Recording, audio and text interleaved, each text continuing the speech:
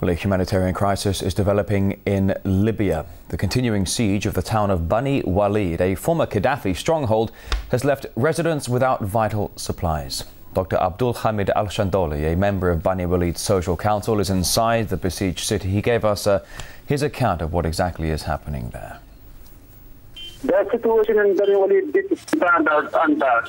So it's no food, no drugs, no electricity, no cooking gas. Still the armed group surrounding the city. They closed the main entrance of Bani Walid, and the National Congress still as it is. They have done nothing, although we have asked them to break the sanction and let the food, and we have talked to the UN Secretary in Libya. But they have done nothing, and it's more difficult day by day.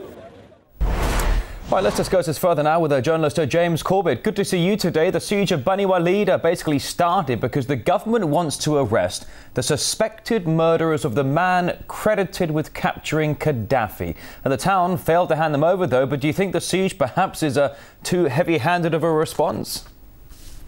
Well, it is a very heavy-handed response in a lot of ways, and it just goes to show the deeply divided lines in the country right now, tribally, ethnically, in terms of geography. It's a deeply divided country, and there are a number of different problems that are playing itself out politically in Libya right now. And this just goes to show once again that that not only is Libya ungoverned to a large extent at the moment, but is perhaps, given its current political state, ungovernable. Well, you say ungoverned and ungovernable. Let's talk about the issue that the residents of Bani Walid, they're appealing now for UN help. But as we've heard a little earlier, nothing practical is being done. Why do you think that is? Well, it's difficult to know how to actually provide assistance in this case. Again, it's a question of what type of international body has the authority to come in this situation, in what way do they have the mandate or the ability to act, and in what way can they actually be protected themselves, given the repeated and numerous strikes against Western targets in Libya over the past year.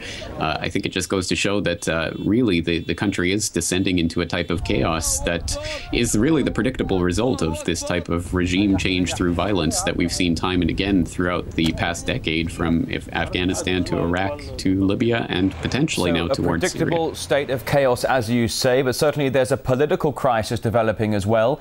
Libya's new Prime Minister has been dismissed for failing to form a government. Is the country's new political system even doomed before it starts? Well, I think so. And I think certainly in this particular instance, we have the Prime Minister, as you say, being voted out in a vote of no confidence because he was unable to form a cabinet. And basically, this is due to both the pressures from the people themselves. There was a popular protest movement basically saying that that each individual city was complaining they were underrepresented in this proposed cabinet. And you have the political dealings with the major parties behind the scenes, including an offshoot of the Muslim Brotherhood, which is trying to work with the National Force Alliance to try to get into a greater position of power in the country. So there's a lot of power politics playing out.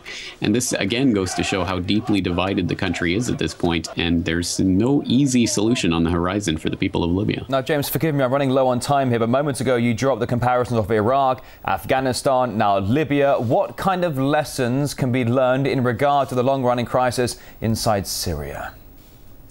Well, at the very least, it shows us that we should be extremely doubtful of the people, the people who have their fingers on the trigger in this case, who would like us to believe that the outside forces will be greeted as liberators and given flowers and all of that type of rhetoric we've heard time and time again over the past decade, and which has signally failed to come true in each and every case.